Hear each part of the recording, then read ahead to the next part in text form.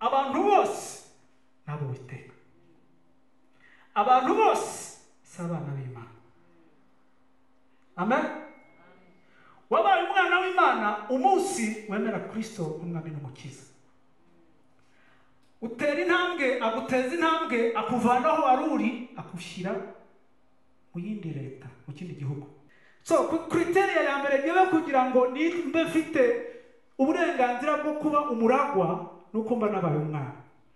Then igihe umunsi wa mbere tumaze gufata icyemezo tugakizwa, Kristo akadushyira mu bana be, twahise tubona uburenganzira bwo kuba baragwa. Abaragwa b'iby'ijuru. Hari agahinda Kristo afite, Imana ifite, kandi irimo iduhwito. Amina. Yatugize abana, ariko ikibazo gihari, ntago turababara, ntago tubaho mu buzima bwo kuragwa. Kubera iki tutabaho mu buzima bwo kuba abaragwa? Ikibazo ni iki? Tubaho turi abana. Iyo umuragwa akiri umwana, ntahabataniye n'imbata n'umugaragu, ntabwo agira uburenganzira bwo guhabwa authority, bwo kumanaginga, bwo gutunga ikintu. Umva, iyo uri uruhinja ukaba uri muto, imodoka yaso ntabwo wayitwara. Iyo uri uruhinja, ntabwo ujyana ku buriri bwa mama wawe na papa uko wibone kuko abazi kuri buhanyare. Amina. Nitwa Karuranga Johnson, ndi umugabo ndubatse, mfite umugore umwe, itangiriro n'iherezo. Amen. Imana yatuyihaye ubuntu, yatugiriye ubuntu. Dufite abana batatu, dufite abahungu babiri n'agakobwa kamwe. Amena. Agato gafite imyaka 3, ako k'agakobwa. Amena. Ngira ngo indi pasiteri asa n'uwabivuzeho, ndakijijwe, nakiriye Yesu umwami n'umukiza mu buzima bwanjye. Ni ubuntu, buriya ni ubuntu. Haleluya. Hari igihe njya nibaza bikasimbura igisubizo, wenda nawe nshobora kukikubaza icyo kibazo, ariko njyewe hari agasubizo kamwe nabaje kubona, cyo kora wenda ushobora kuba wabona ibindi byinshi. Yesu ashimwe. Nigeze kwibaza rimwe nti agakiza tugahererwa ubuntu, si ibyo abantu b'Imana? Ushobora tugashobozwa n'Uwiteka, si byo? Gutsinda ikibi, Uwiteka akadushyiramo imbaraga tukabasha gutsinda. Kugira ngo umuntu atsinde icyaha, imbaraga z'Uwiteka ziba zirimo. Amina. Kugira ngo tube beza, bisaba kugira ngo Uwiteka aduhindure, atunyuze, aducure, ubundi niwe mucuzi wacu, nk'uko hari uwavuze ngo ni umubumbyi. Araducura, akaduhindura, akatuvuguta, ubundi tukaba abantu bashimwa n'Imana n'abantu. Amina.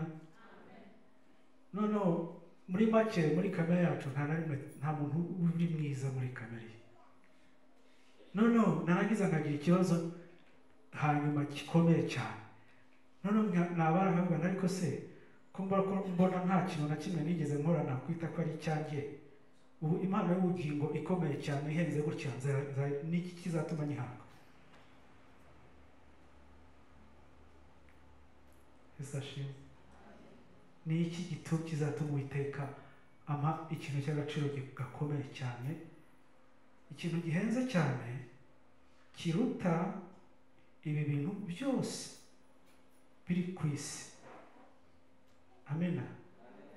Ibyo ushobora kuba uzi byo ku isi n'ibyo ushobora kuba utazi byo ku isi, kuko ibyo ku isi ntabwo ariko byose ubizi, si byo?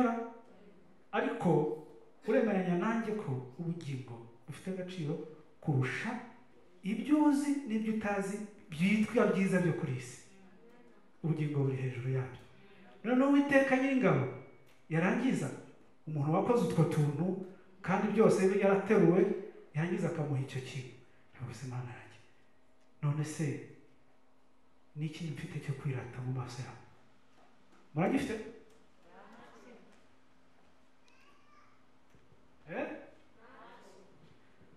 Ubuse uyu mwami Yesu uzatujyana mu ijuru rye, hari ijambo rimwe nasomye ndarikunda cyane rivuga ngo ibyo amaso atigeze kubona, ngo ibyo amatwi atigeze yumva,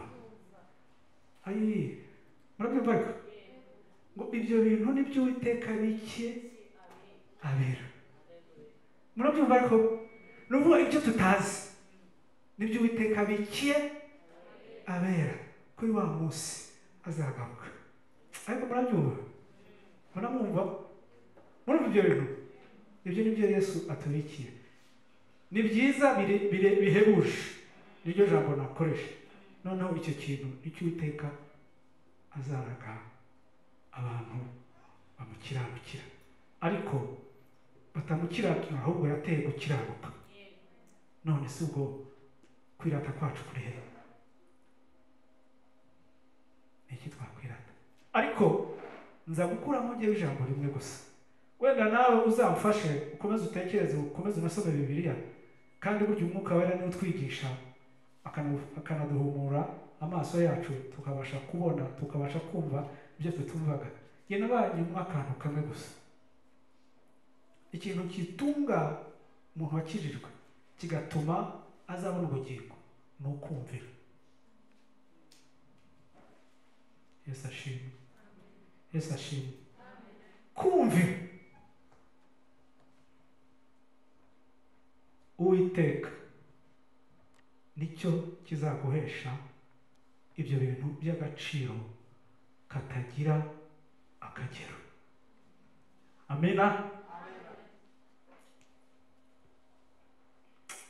Ubugingo burahenze cyane.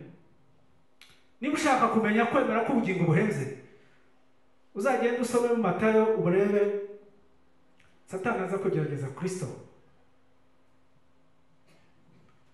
Ubundi muri kamere yacu yo ku isi, burya ubuzima ni business. Yesu ashimwe. Mu buzima tubamo bwa buri munsi tuba muri business. Burya rero mu mikorere y'umu businessman aguha ikintu kuri we gifite agaciro gake, akagukuraho icy'agaciro akakibikaho. Icyaba yakurushije ni information zaho ari bukijyane, ahari agaciro gatsumba akuko utazi. Noneho akaguhenda, muri we bazi neza ko icyo yaguhaye kiri less cheap. Noneho akatwara cya kintu akakibyazamo undi musaruro munini cyane. Kubera iyo mpamvu, ni nayo mpamvu Satani yatinyutse agahagarara imbere ya Kristo, umwami n'umukiza, akamubwira ngo ndamya, hanyuma jyewe ndaguha iyi si yose n'ibiyirimo biyuzuye biraba ibyawe, ariko ndifuza akanaka kamwe, ndakwingize pfukama undamye, kugira ngo amunyage ubugingo butandukanye na se, noneho amuhe ibiri fake atware ibiri genuine original. Sashim. Amen. Ndakwinginze, reka dukurikire umwami Yesu. Satani atazatunyaga iby'agaciro. Satani atazagira ati hari ibyo yatunyaze, yaratunyaze, n'ubu yaratunyaze, ariko ni umurwanyi, ariko ntabwo atsinda. Burya gutsinda ko ni uko hari uruhago wabigizemo njyewe nawe. Hari aho tuba tutahagaze mu cyuho ubundi ngo gukora kw'Imana guhagarara. Yesu ashimwe. Amina. Nashimye watubanjirije ijambo ry'urufunguzo narikunze cyane. Buri Imana n'umukozi w'umuhanga. Yesu ashimwe. Buri Imana n'umukozi w'umuhanga yatwigishije ijambo ryiza cyane. Aravuga ngo isezerano. Yesu ashimwe. Isezerano araryigisha. Yigisha uburyo isezerano Imana ihora irireba. Imana yacu ni Imana y'amasezerano. Ni Imana y'amasezerano. Niko kamere y'Imana imeze. Ireba muri record zayo igihe cyose. Record zayo ni ijambo ryayo. Amina. Ubundi Bibiliya irimo ingingo 3. Irimo nk'ibice 3. Irimo amabwiriza. Si byo se? Irimo amasezerano. Ni ukuvuga burya rero Bibiliya Uwiteka niyo ajya arebaho. Amina. Noneho ikagireba ngo aba bantu nababwiye gutya. Harimo amabwiriza yanjye ameze gutya. Nabahaye n'amasezerano yanjye. Amasezerano yanjye kugira ngo atsohore, amabwiriza yanjye nabyo birajyana. Ntabwo abantu banjye rero bakwiriye gufata kimwe ngo bajye bareka ikindi. Amen. So, ni ukuvuga ngo twigishijwe rero ko ku bijyanye n'amasezerano tugomba kuyahagararamo. Yesu ashimwe. Noneho tureba atwereka ukuntu bitari byo. Then ijambo Uwiteka yampaye uyu munsi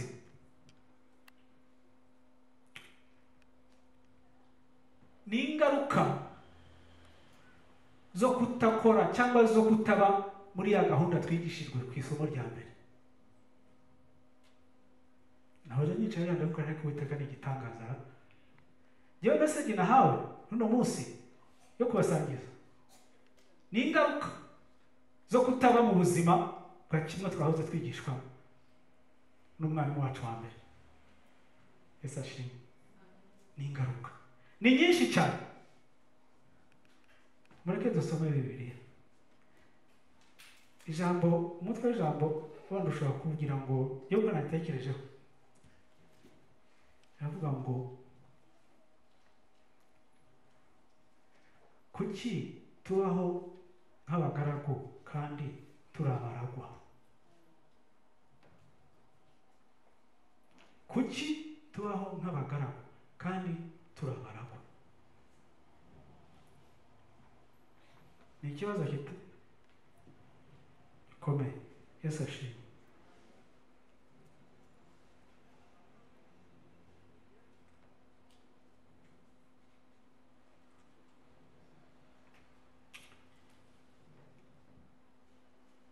Ndasoma muri Yohana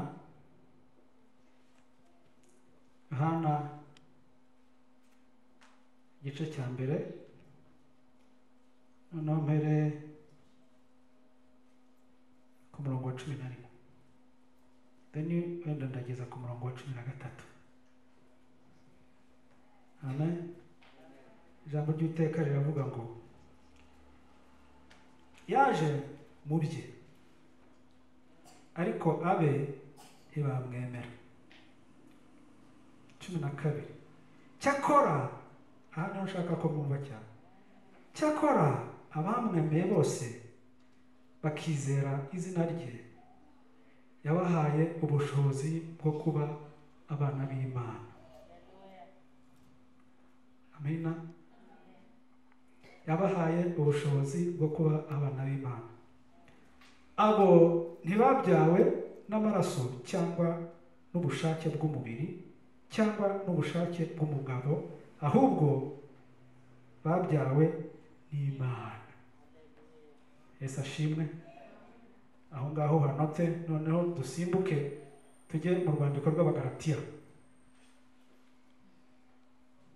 Amina. Abagalatiya 4.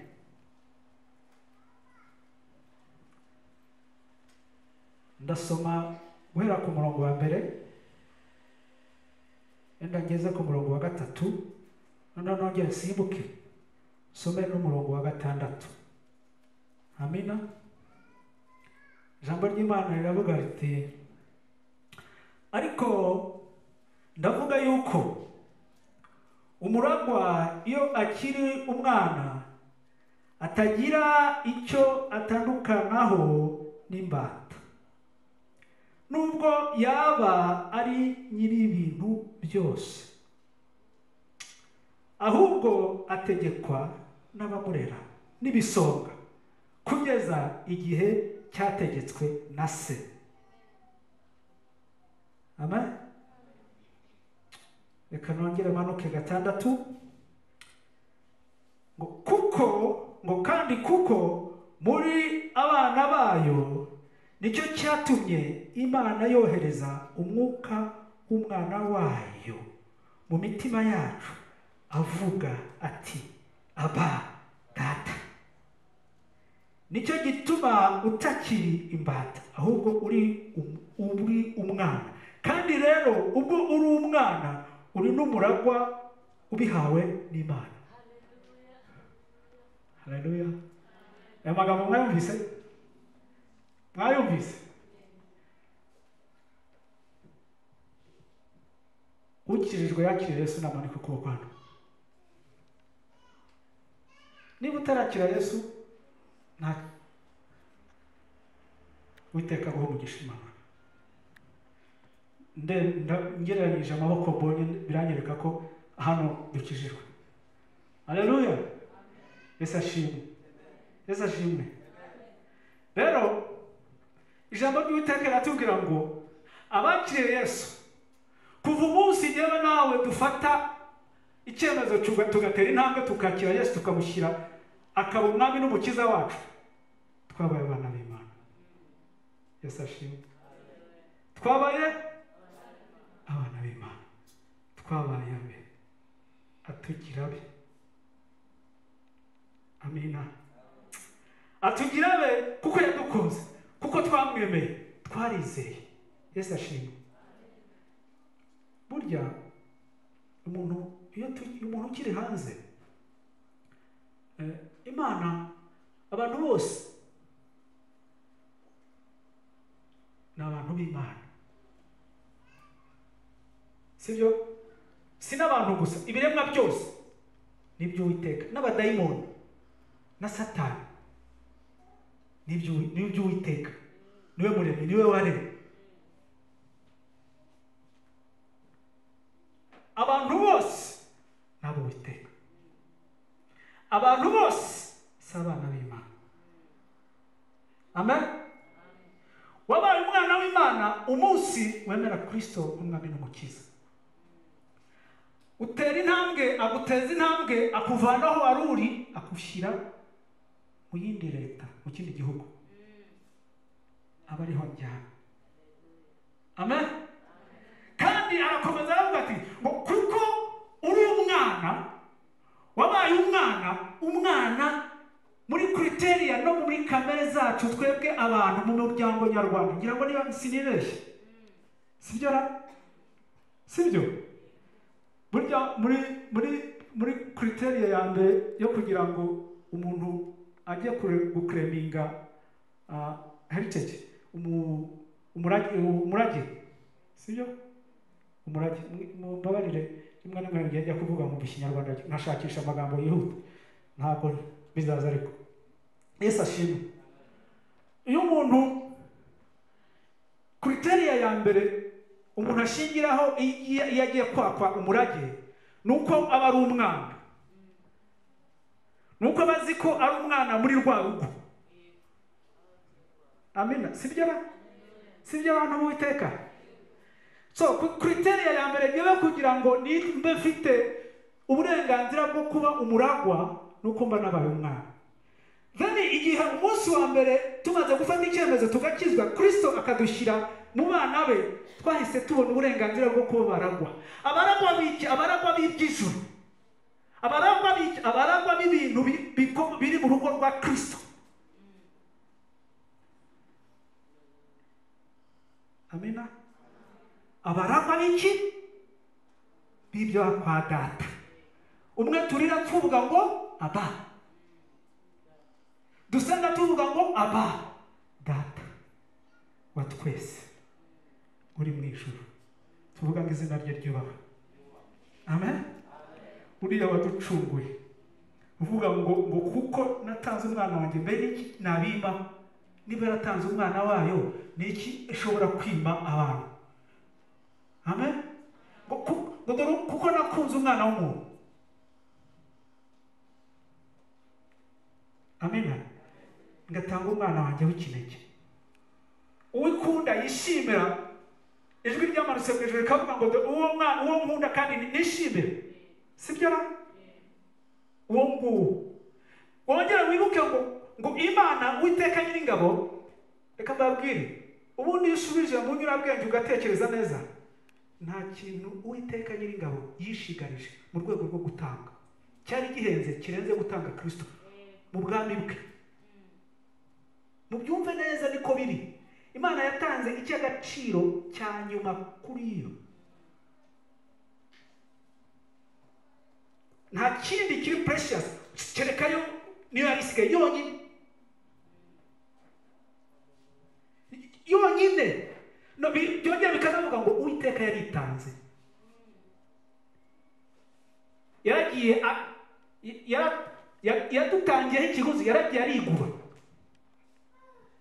Yesu ashimwe. So yatanze agaciro ka nyuma kubera ko akunda umuntu, kugira ngo amugire umwana. Namara kugira umwana, akangira umwana, mbona uburenganzira bwo kuba umuragwa ku by'ijuru. Yesu ashimwe. Mu ijuru turagwa iki? Nimubyumve neza.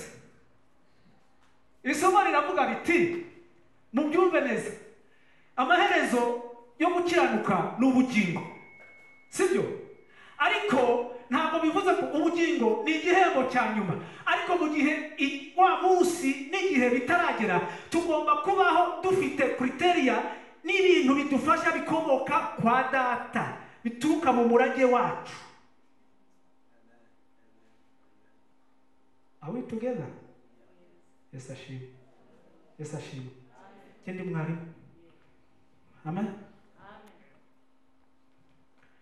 Tugomba kubaho nk'abana baba mu rugo rwa se, kandi yitwa data wa twese, Imana ishobora byose, itabuze na kimwe, ibi ifite itangiriro ikaba ari n'ubiherezo, nta yindi uyisimbura, nta yibaho, nta nizaza. Amen. Imana ishoboye. Ariko hari ikintu gihari hano, hari ikibazo gihari dufite jewe nawe. Niyo mpamvu nakubajije ngo ndashakaga abakijijwe bamanika amaboko. Nashakaga kureba ngo abafite uburenganzira bwo kuba abana b'Imana ni bande, turi hehe? Ariko hari ikibazo kiremereye cyane kandi gikomeye. Ese turabaragwa?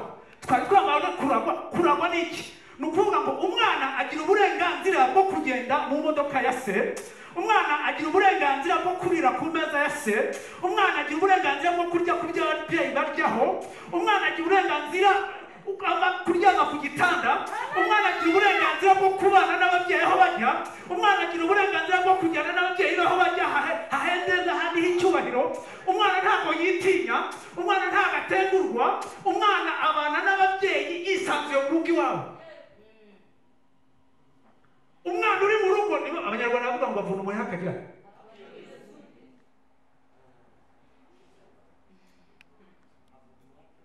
Are we together? Amina. Ariko hari agahinda Kristo afite, Imana ifite, kandi irimo iduhwitura. Amina. Yatugize abana. Ariko ikibazo gihari, ntago turababara, ntago tubaho mu buzima bwo kuragwa. Kubera iki tutabaho mu buzima bwo kuba abaragwa? Ikibazo ni iki? Tubaho turi abana. Ijambo ry'Imana ko twasomye avuga ngo iyo umuragwa akiri umwana, ntahabataniye n'imbata n'umugaragu, ntabwo agira uburenganzira guhabwa authority bwo kumanaginga, bwo gutunga ikintu. Umva, iyo uri uruhinja ukaba uri muto, imodoka yazo ntabwo wayitwara. Iyo uri uruhinja ntabwo ujyana ku buriri bwa mama wawe na papa uko wibone kuko abazi kuri buhanyare. Amen. Mumbabare niba hari amagambo nkoresha wenda. Amina. Amina. Niba ukiri umwana, niba nkiri umwana, hari aho ntazajyana, kuko nimpagera nzateza urusaku. Ninjya mu birori byiyubashye, hari aho ntazajyana abana. Kubera iki? Kubera ko bakiri abana. Umva, hari ibintu Kristo afite yateganyije ku bwacu, yarabishyize biramanitse bitya nk'imyembe ihiye ibiri ku giti, nk'uko amaronji yera akaba ari aha. Ariko kugira ngo ubikoreho ubirye, ubeho muri uwo munyenga, ubeho muri ubwo butware, ubeho muri izo mbaraga, ntabwo bikunda kubera ko tukibaho nk'abana. Amina. Turabaragwa. Kristo niko yabigize. Ariko ntabwo tuzi umwanya dufite muri papa. Ntabwo tuwuzi. In short, we don't know how to use our opportunity. Ntabwo tuzi ko tugomba gukoresha opportunity twahawe n'Uwiteka. Ntabwo tuzikoresha. Kandi ntabwo twabihabwa, ntitubihabwa. Impamvu tutabihabwa ni imwe, nuko tubana nawe nk'abana b'impinja. Turacyambaye pepa, turacyabaho nk'abana. Ntabwo dukura. Umwana iyo akiri muto, umuragwa iyo akiri muto, abaho nk'imbata, abaho nk'umukozi. Hari uburenganzira agahabwa. Ntabwo wafata umutungo narashaje narapfuye ngo bafate umwana wanjye w'uruhinja ngo nirangiza mujyane bamuhe kumanaginga ibintu nasize. Bategereza ko akura, akaba mukuru, akamenya ubwenge, akumva, akamenya uko gahunda zikora, akamenya uko amanaginga imitungo, akamenya uko se yabisiza n'uko yabigenzaga, akamenya amabwiriza n'ibindi. Bakamubwira bati muri ibi bintu harimo n'amadeni ameze gutyo, bati muri ibi bintu so yabishatse ababyeyi bawe babigira gutya no gutya gutya, bati yacuruzaga ibintu ibi bakabikura aha n'aha akabijyana aha n'aha akagira gutya. Urashobora guhagarara mu byimbo. Igihe cyose umwana atarakura ngo ubwonko bugere ku kigero, hari ibyo agahabwa. Nicyo kitwishe. Turarwaye, tumeze nabi. Kandi izi ni ingaruka za bimwe umwarimu wa mbere yatwigisha. Iyo ni imwe mu ngaruka.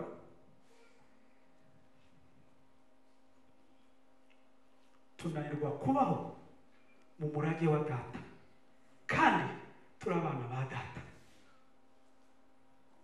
Ibyo data dushakamo, ibyo yaduteguriye kuduha, ntabwo abiduha. Afite agahinda abifasha atya, ariko ategereje, ahora yifuza ko ababa nanjye nabyaye ko bahora ari impinja, ko bashaka gukomeza konka amashereka, ko badacuka,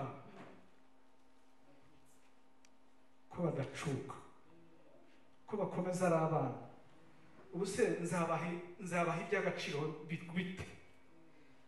Mbibahe se babyangize? Muhereze iby'agaciro abisesagure? Ndekure impano zanjye kuri wowe utazi kwitwara neza mu mpano zaguha? Uranyumva? Amen? Ndabifite. Ndi umubyeyi, niko Uwiteka avuga. Impano zanjye ndazifite, ubutabazi bwanjye ndabufite, ibituma mushobora kubaho neza mu bwisanzure nta kibakanga muri iyi si turimo, nta kigutera ubwoba. Birahari kwa data, birahari, kuko Imana yacu ni Imana ishoboye, nta kindi gishobora kwihagarara imbere, ntikibaho. Ubwo bushobozi yarabufite kandi yamusezeranyije abana be. Dore Kristo yaravuze ngo umva, nimwizera, nimungurikira, mukanyemera, mukamera nk'uko mbabwira, umva ibi ngibi nkora, ibi bitangaza mubona nkora, muzakora ibirenze ibi. Ntabwo ibaza ibitangaza Yesu yakoze wasomye muri Bibiliya, ariko Bibiliya hari n'aho ivuga ngo utu twanditse muri Bibiliya ni dukeya ku byo yakoze, ngo kuko byanditse byose ngo byakuzura ibitabo n'ibitabo. Niko Bibiliya ivuga. Ibyanditse mu bitabo Kristo yakoze ni byinshi ntibibarika. Iyo somye ni byinshi, ariko na Bibiliya nayo ariko nikavuga ngo ibi byanditse muri Bibiliya ni bikeya ugereranyije n'ibyo yakoze, ngo kuko byanditse, niko Bibiliya ivuga, ngo kuko byanditse ngo byakuzura ibitabo n'ibitabo. Bafashe uturezime summaries bashyiramo hano. Noneho Kristo arangije abwira abigishwa, oya mwebwe nimwumvira mukajya mu murongo, ibi ngibi nakoze muzakora ibirenze ibi. Ibyo ni byo Kristo yateganyije, ibyo ni byo data uwo turira tuvuga ngo aba yatugeneye. Ariko ikibazo kiri, turi mu byimbo byo kugira ngo abirekure. Turakura kugira ngo abirekure. Icyo nicyo data tubaza. Mu rwandiko rwa Petero ngira ngo 2, mzee aravuga ngo yatamanini maziwa yasiyogoshiwa, kuweni kama watoto wadogo, yatamanini maziwa yasiyogoshiwa. Ni mubari nk'abana b'impinja bifuza amata y'umwuka wera kugira ngo atukose, atukirize ku kigero cyagize gute cya Kristo. Niba mwashoboye mukamenya ko Umwami wacu Yesu Kristo ari mwiza, agira neza, yes, nimwegere n'abuye rizima ku maso k'abantu cyangwa n'abana b'abantu, ariko ku Mana ni byatoranijwe. Ibuye rizima ariko zivuka.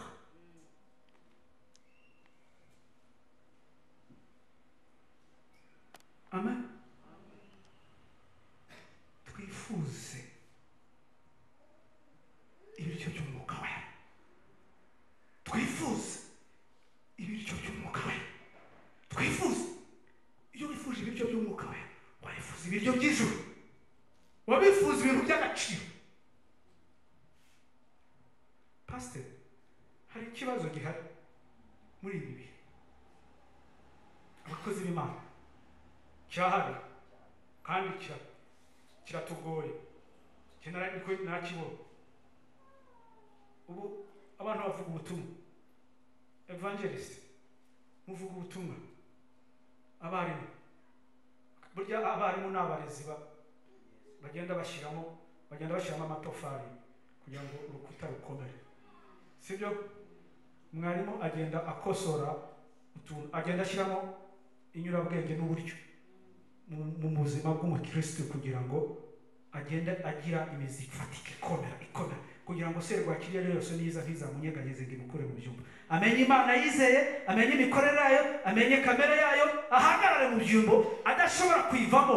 Umva, biriya nibyo Pawulo amaze kubimenya, yuzuye umwuka wera, aravuga ngo niki gishobora kudutandukanya n'urukundo rw'Imana data muri Kristo? Niki? Ntacyo. Ni ubukene, ni ukwambara ubusa, ni inzara, niki? Ni isoni, n'ibiki? Ngo ari icyabayeho nari n'ikizaza, nta gishobora kuntandukanya na Kristo. Byari bimaze kumugeramo, yaramaze kugira ibanga, ngo kubaho ni Kristo, gupfa ni inyungu. Ni ukuvuga yari umukristo udatinya gupfa. Batuje kuvuga ngo wapfe, ikibazo se sinzaba ndangije gahunda nakoraga ahubwo nkataha ku gituza cya data. Niyo mpamvu avuga ko gupfa ni inyungu, ngo kubaho ni Kristo, ngo kubaho ni Kristo niwe nuze kandi ndiho kugira ngo mukorere. ririya jambo ririmo meanings. Kubaho ni Kristo, bivuga ngo kubaho ni ubuntu bwe, kandi kubaho ni Kristo kugira ngo mukorere. Igihe nzaba ndiho nzakomeza mukorere, nabwo nintaha nzaba nduhutse.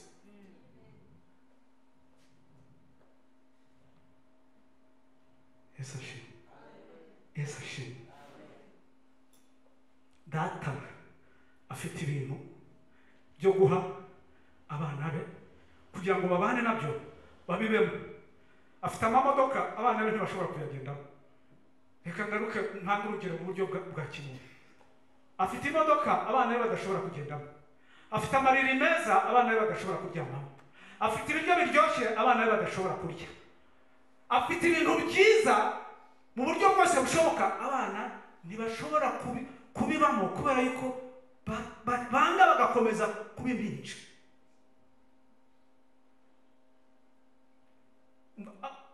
Abashumba barabatiza ku mwaka, mushobora kubatiza nk'abantu 50. Muravuga ubutumwa, bavuga ubutumwa, imisozi mwarayisatuye mwurira, mukora ibiterane crusade everywhere, zirakorwa, amafaranga aratangwa, abantu bagakora ibiterane, birahenda. Ndabizi iminsi maze mu itorero, ndabizi expenses bazikenewe kugira ngo ushyireho crusade, ushyireho igiterane hanze, bisaba amafaranga. Ariko abantu b'Imana baritanga, abandi babyumva bakabijyamo, bakarwanya izo ntambara. Abavuga ubutumwa bakarara basenga kugira ngo bahagarare babwirize, kugira ngo barebe ko hari umuntu utera intambwe. Abantu bakaza bagatera agatambwe kamwe ka bwa muntu. Ariko Mana yaremye isi n'ijuru, mu mwaka ukabatiza abantu 50, mu mwaka hakuzuzwa umuntu umwe umwuka we. Uyu ntabwo nawe just one person, ntabwo nawe ntaboneke. Buriya hari igihe ngo abakozi b'Imana igiye bakomeza, hari igihe ushobora gucika intege kumva ubaye disappointed, ariko urakomeza kuko ukiza no kuwiteka. Yatamanini maziwa yasiyogoshiwe. Nimumere nk'abana bato, reke tumere nk'abana b'impinja. Twifuze amata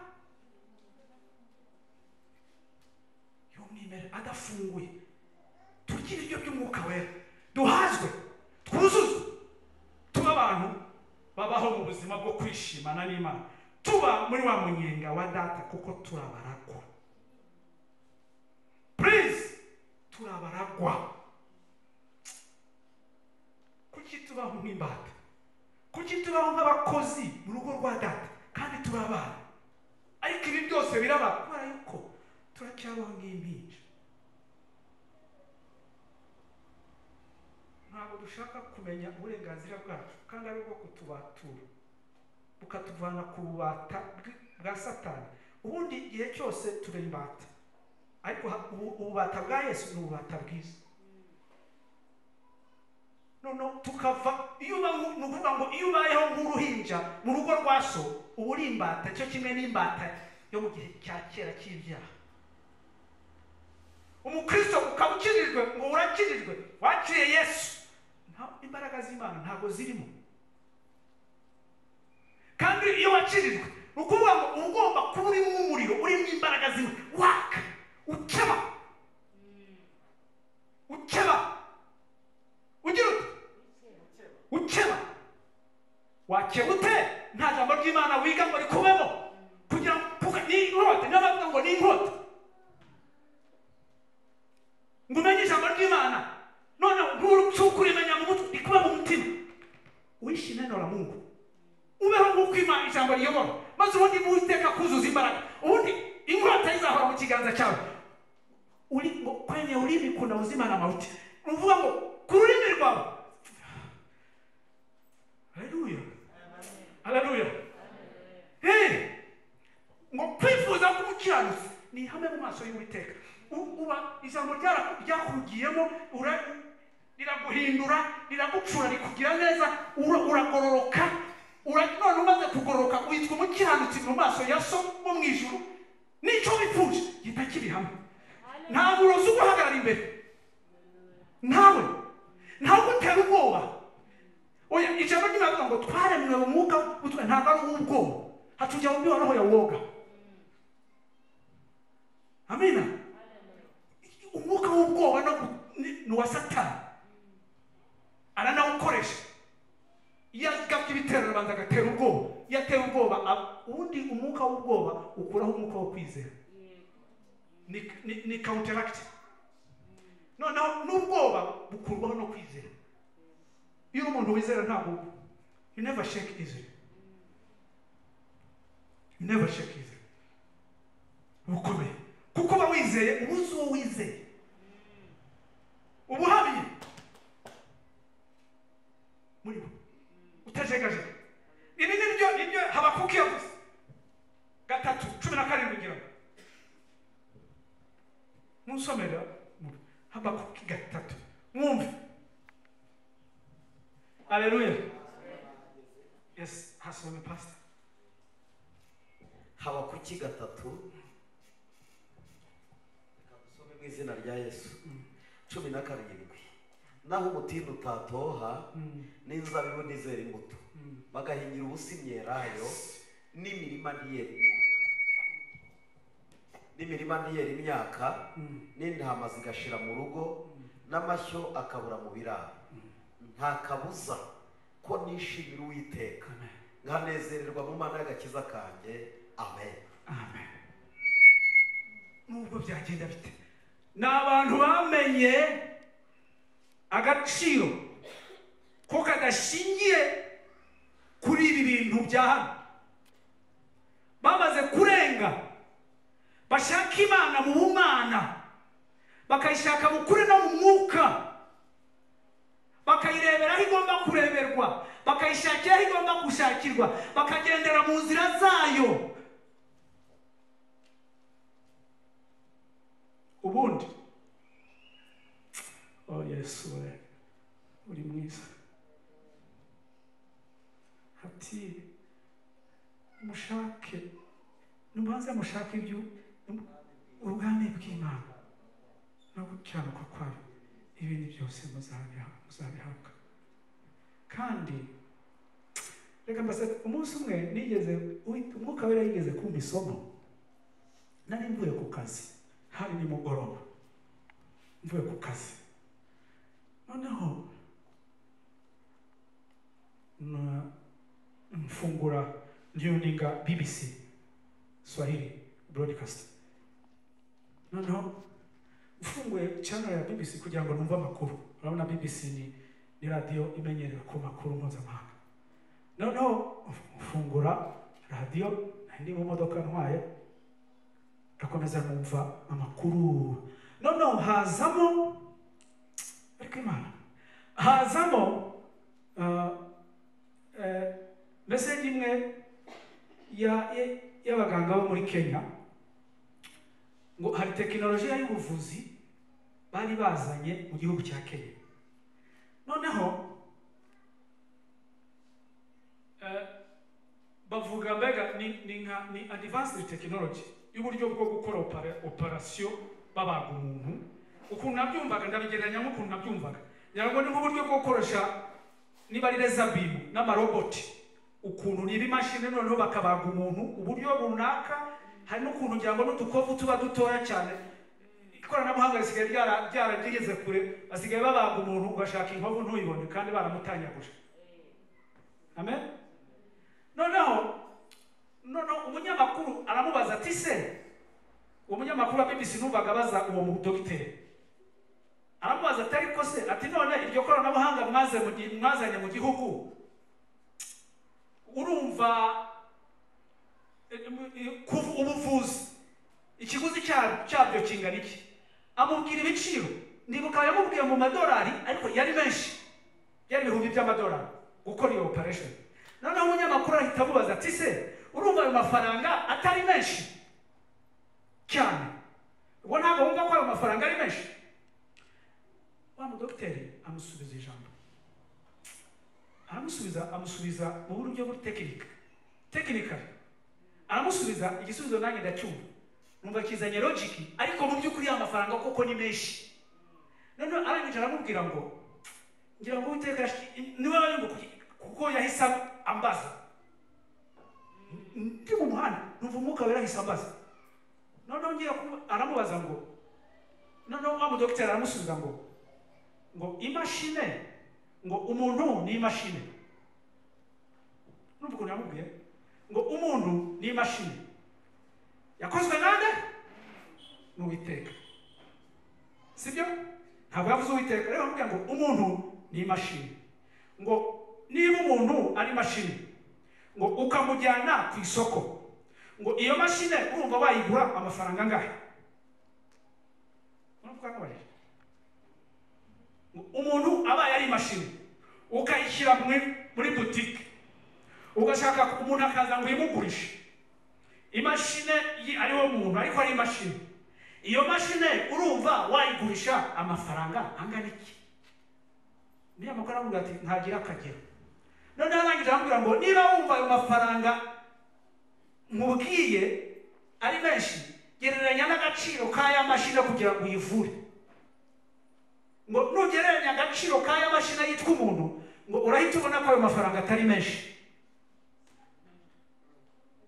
right kuko urumva narayibaze numva ni mu mamiliyari n'amamiliyari ntabwo nyazi noneho akimara kuvuga gutyo ngiye kumva umwuka arambajije ngo none se niba ubwo nabyumva ntibihita binyinjiramo nabyumva uzi ko ari byo kuko ibyamushubije nkimara kubyumva numva umwuka yarambajije ngo none se ko wumva umubiri w'inyuma uhenze gutyo ngo buriya umuntu w'imbere uzajya mu ijuru ahenze ate ubwo ntimwumva uburyo mutakaza ibintu by'agaciro iyo mutakaje umuntu w'imbere nuko yahise ambwira ntaceceka narinde kubivura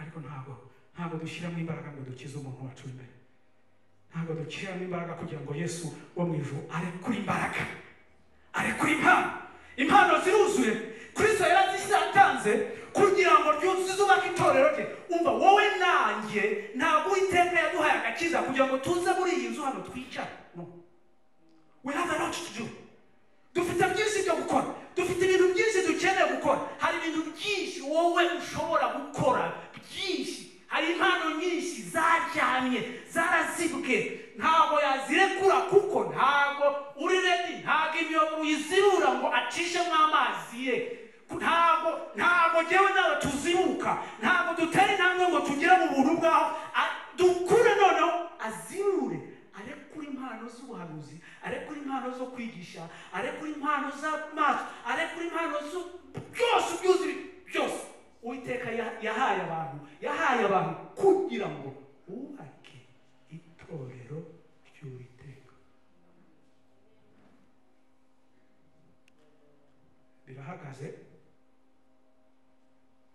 bihagaze bishya ntibifite ababyakira ntibabirekura ijoro ntibyabirekura ubuse ariko impano y'ubuhanuzi ayimpe ntuzuye umwuka wo kuza Uwiteka ndeba akabona nzahanurira indamu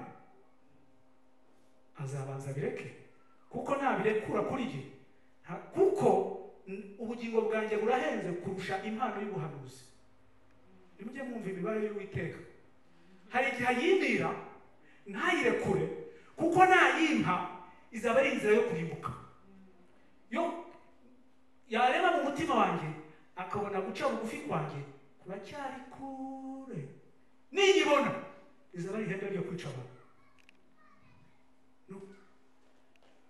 nukumera nk'inka yicara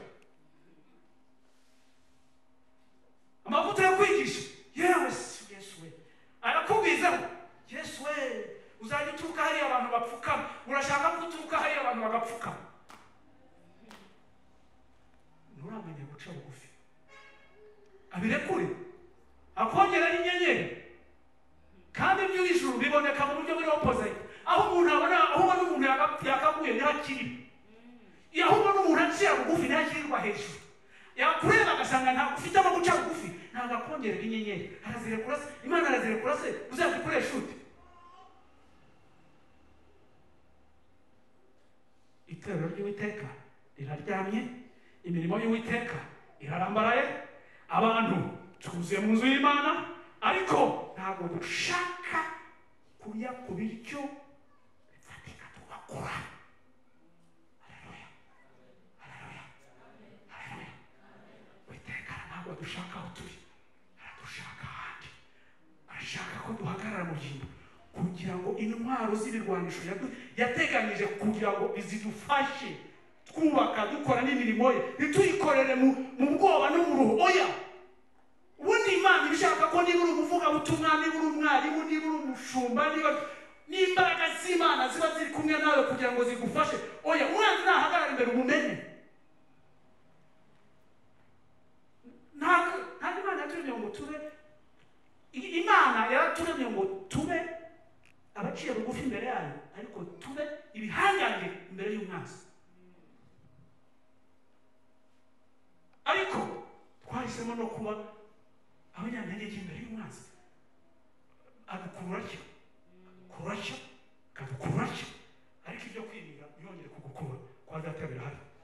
Impamvu cyo utabifite ni uko yewe nawe tukiri abana. Yesu adukure ku murongo wo kubaka mu bantu. Ijambo nakiriye